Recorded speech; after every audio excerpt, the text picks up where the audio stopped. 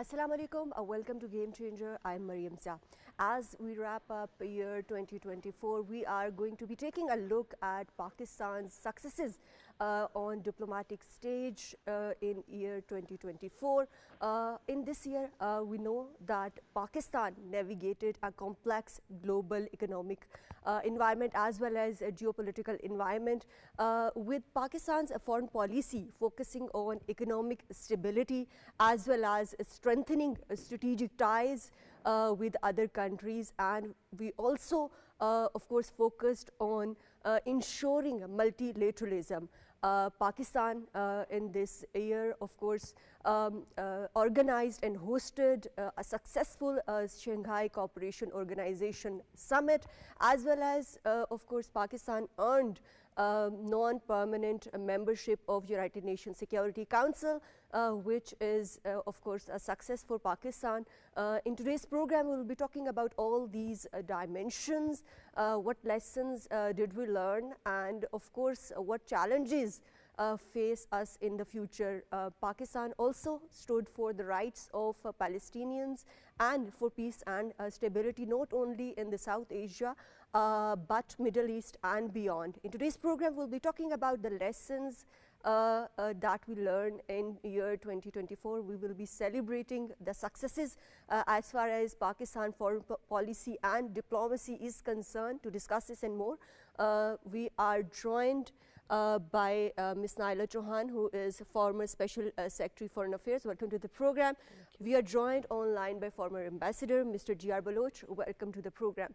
Mr. Naela, when we look at year 2024, of course this year marked another significant year in terms of global instability, not only in terms of economic instability, but in terms of wars that were, of course, we witnessed across the globe in different regions.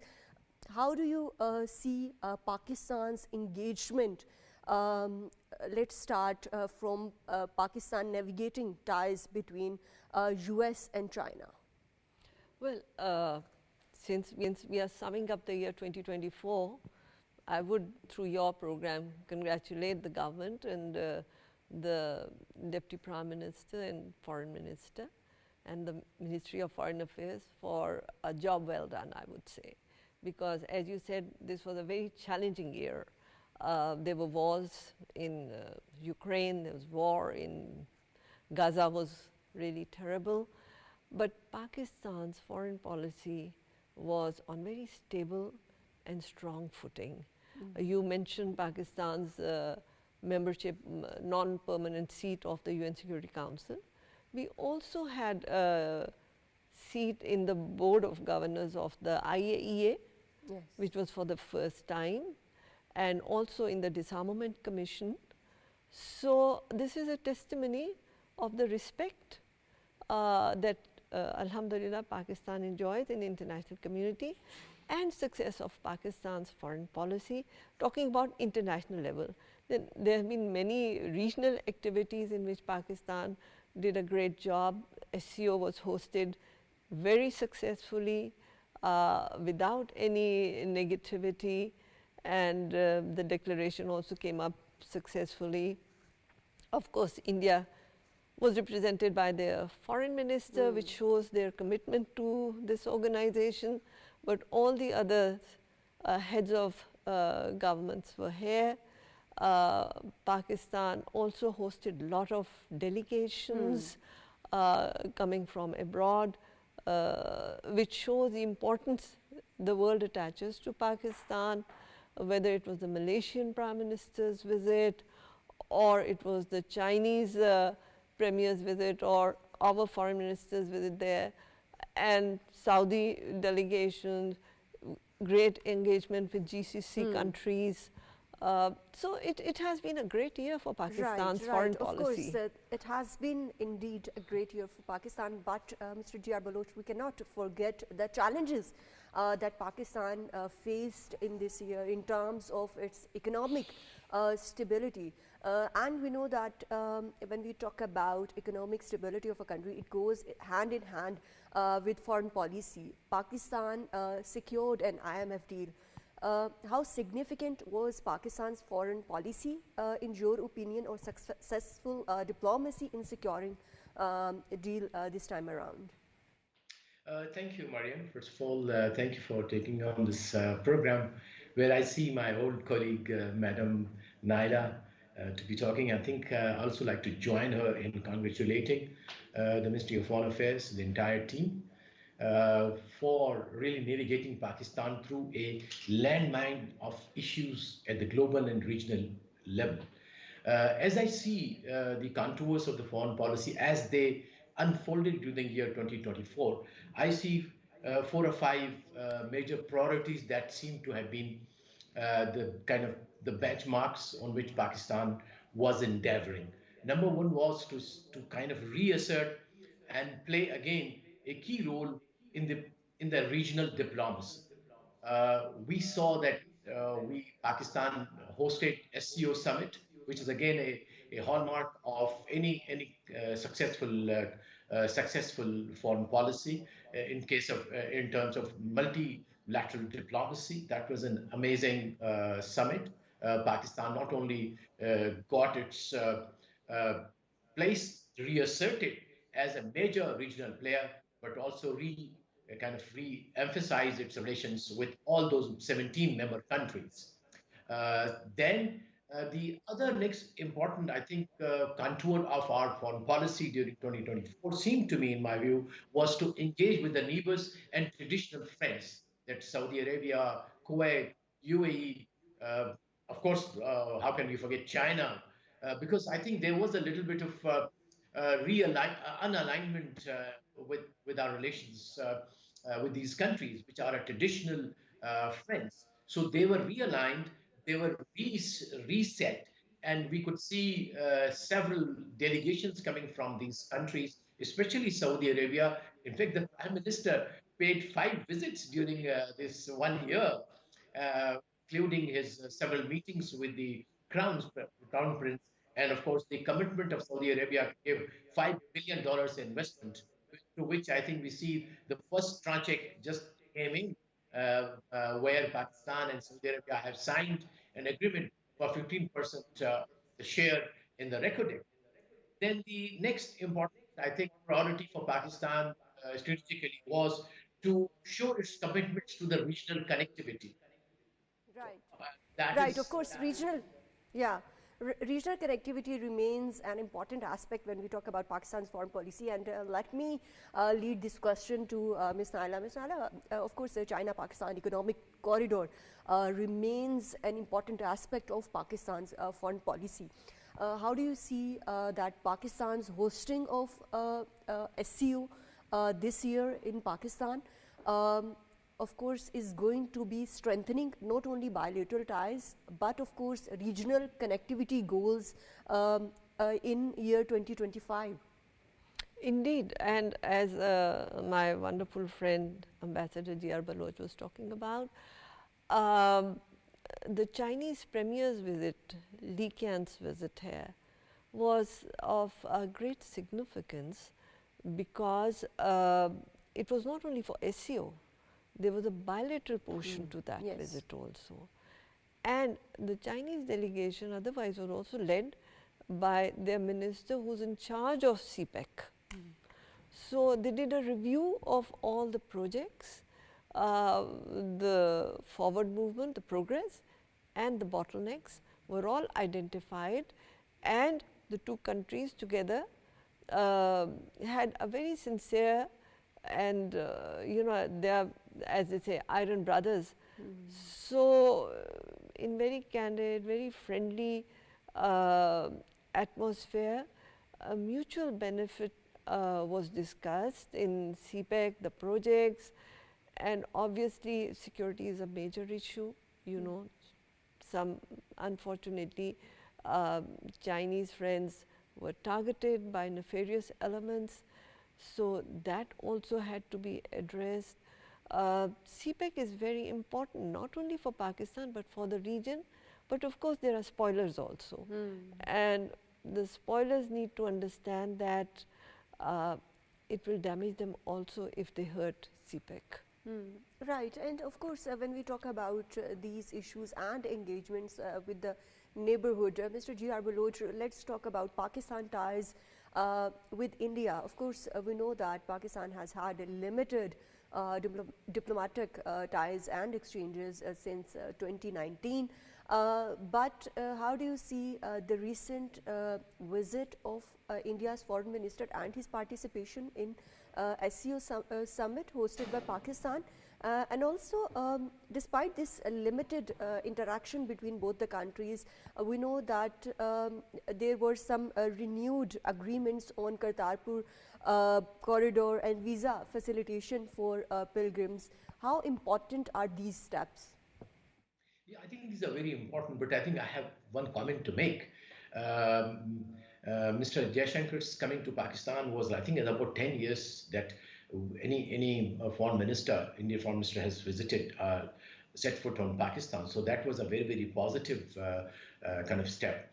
And also that it helped free some of the ice, or at least that's inhibition. But more than that, here is the author of the doctrine of isolating Pakistan, but seeing himself and taking part in that summit. So I think that was again a platonic justice, if you will, that was meted out to him. But it was good to see him. I think it sent a positive message, at least to the public, that these two neighbors are indispensable to each other. As they say that you can change anything but not the neighbors. So I think there is a need for both the countries, especially for India, to change its stance towards Pakistan. Pakistan is a reality, will remain a reality till eternity, inshallah, and they need to really rethink entire their perspective about Pakistan and how to really live like normal neighbors. And of course, the key issue remains Kashmir issue.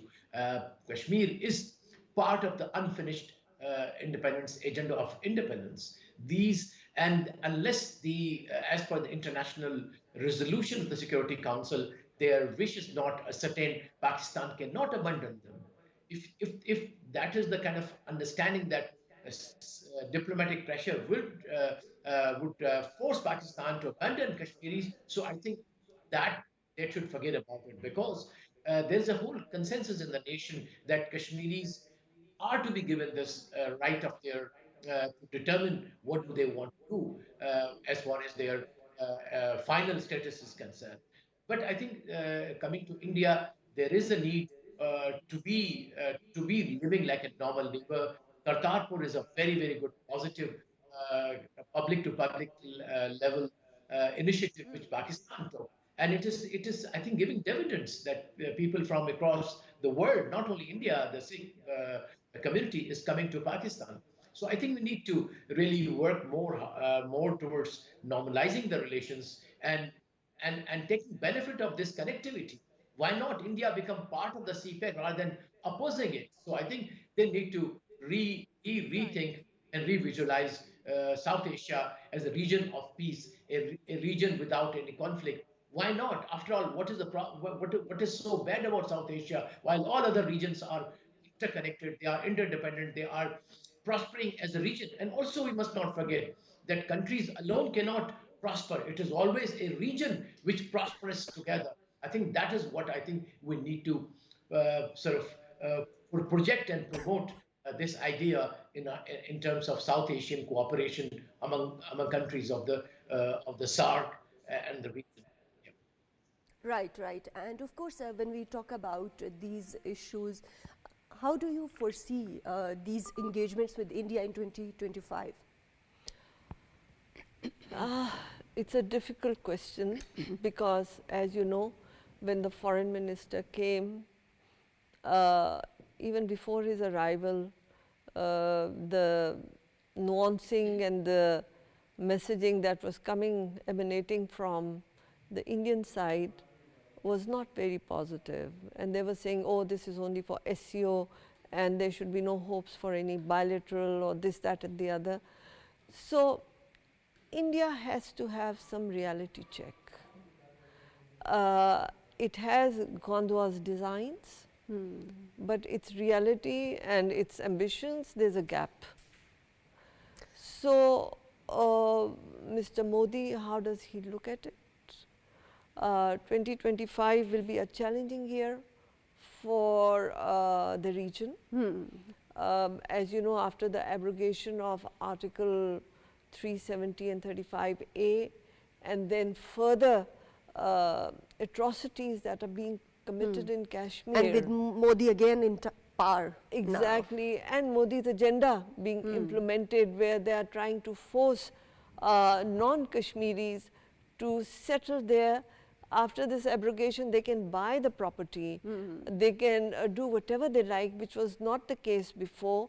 So the sovereignty of the people of Kashmir has been, you know, invaded by this abrogation.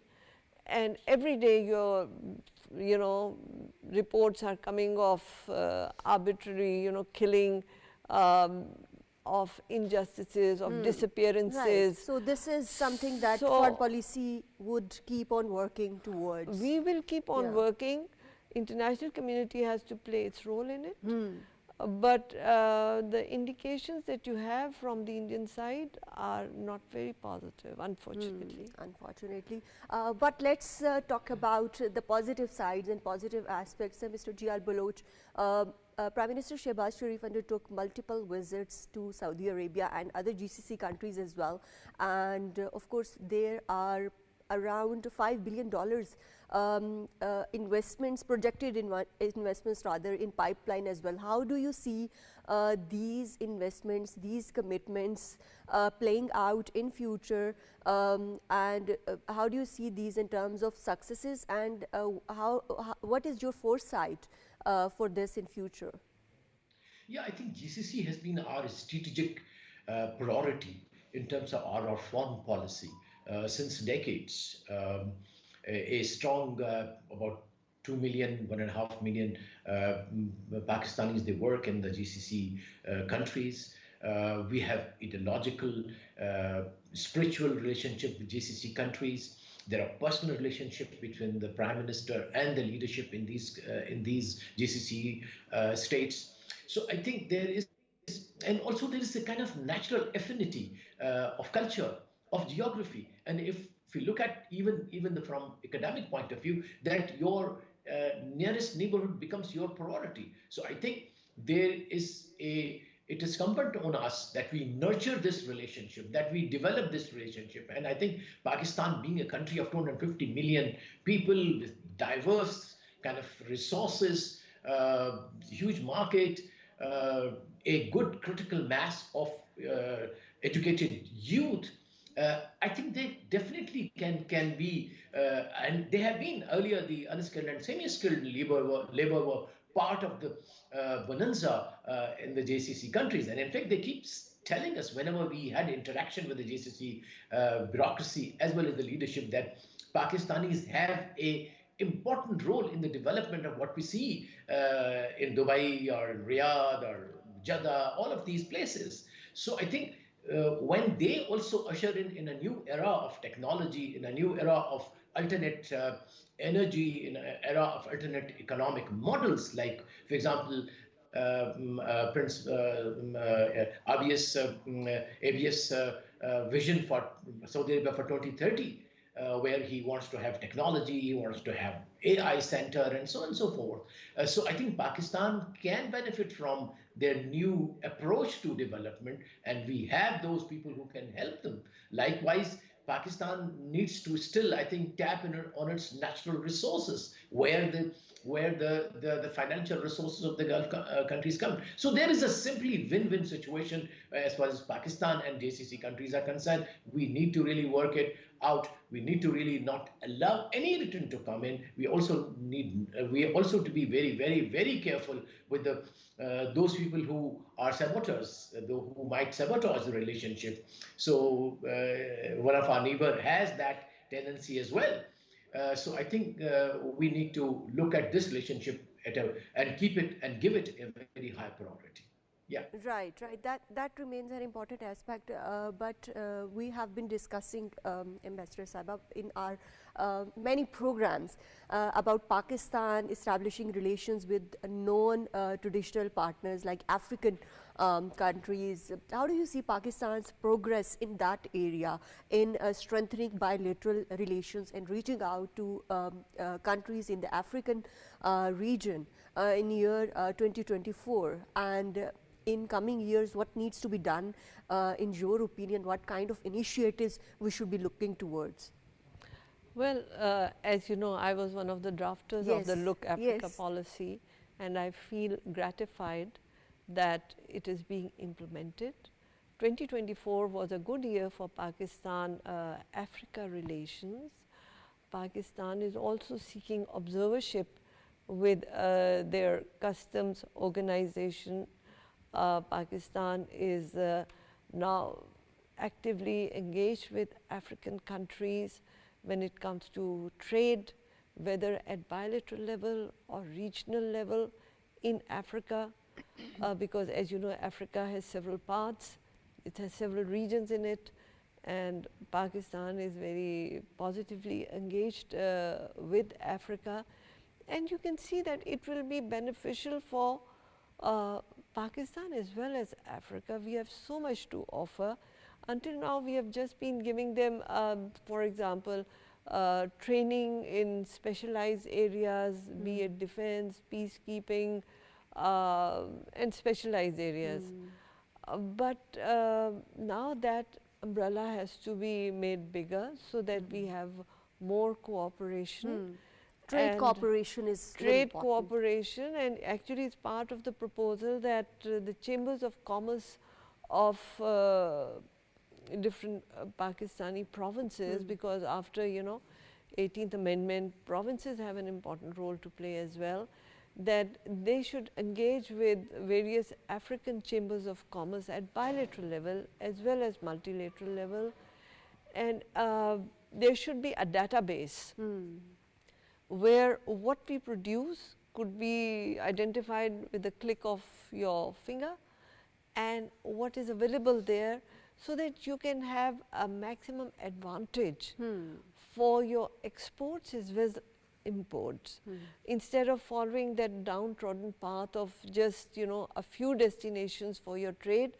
You can expand and diversify, which will make your trade more successful and more beneficial for the people of Pakistan. Of course, that is very important, and recently Pakistan and Kenya also joined, of course, bilateral trade cooperation agreement, and in coming days we will be discussing about that.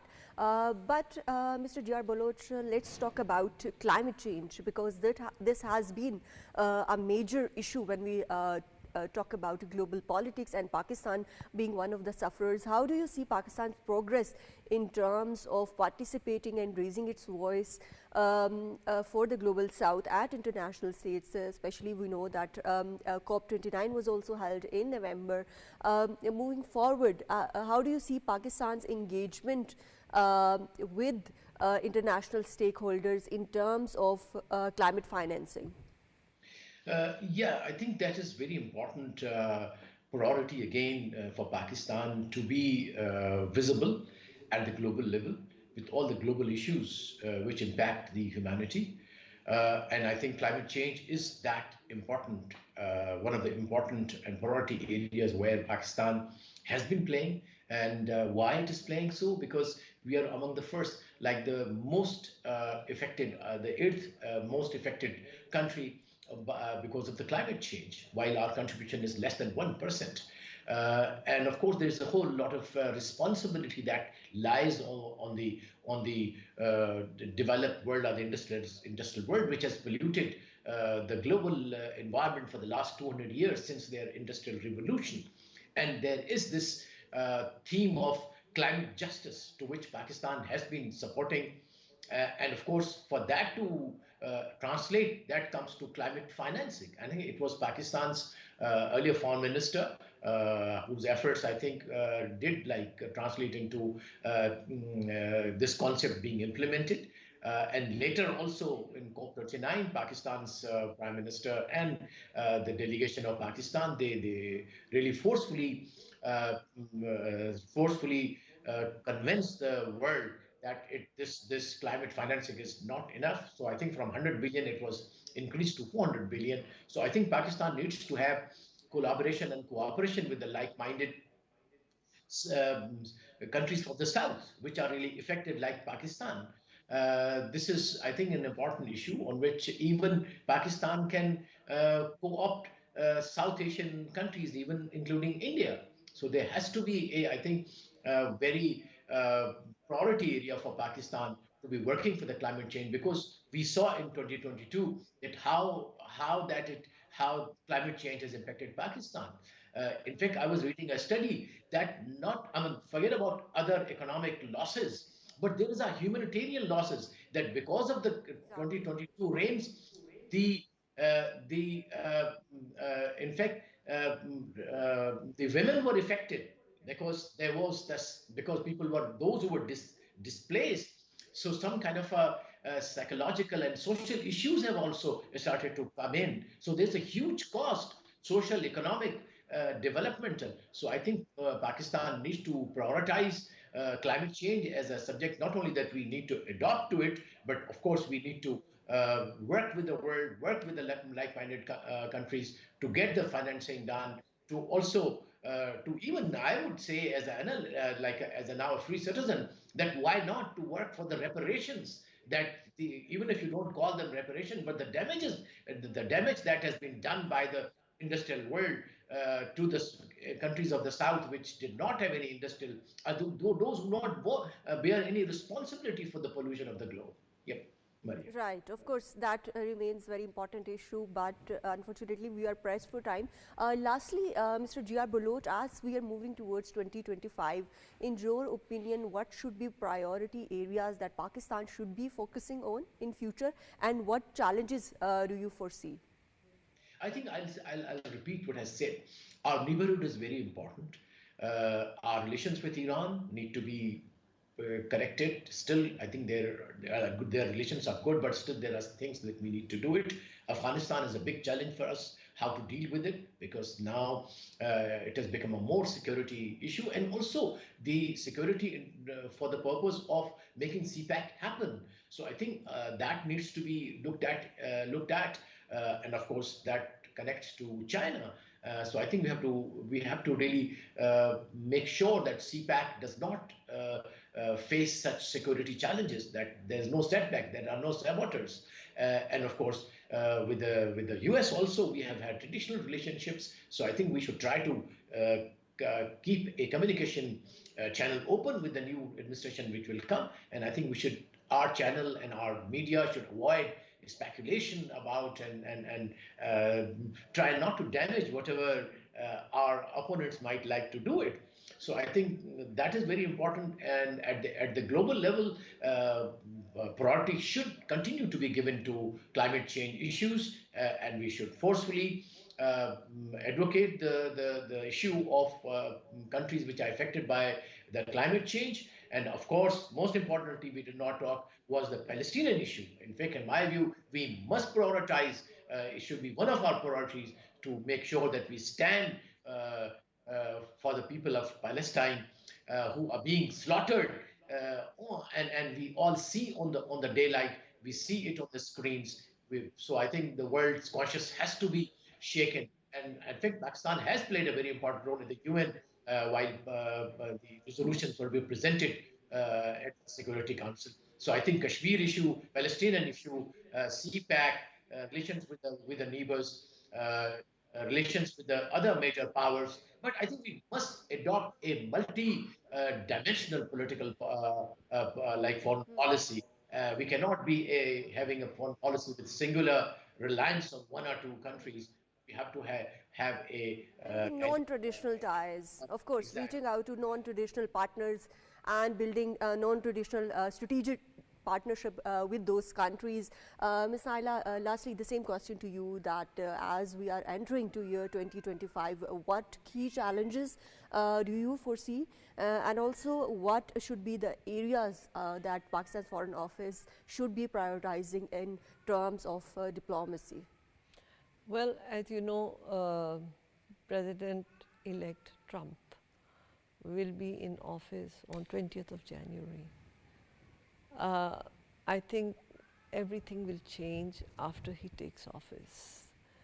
and we in Pakistan have to observe carefully how those changes are going to occur and how we can play a positive role in the world.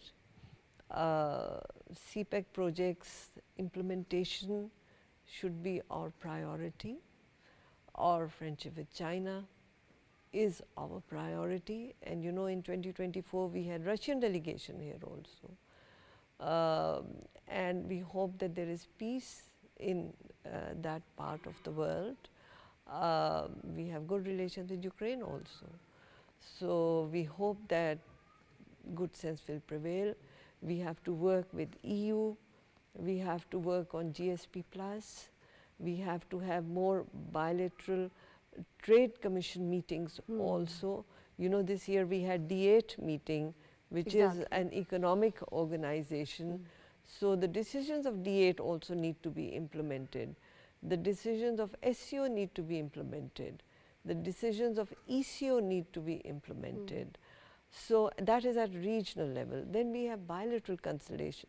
This year we had several bilateral consultations, both in Islamabad and abroad.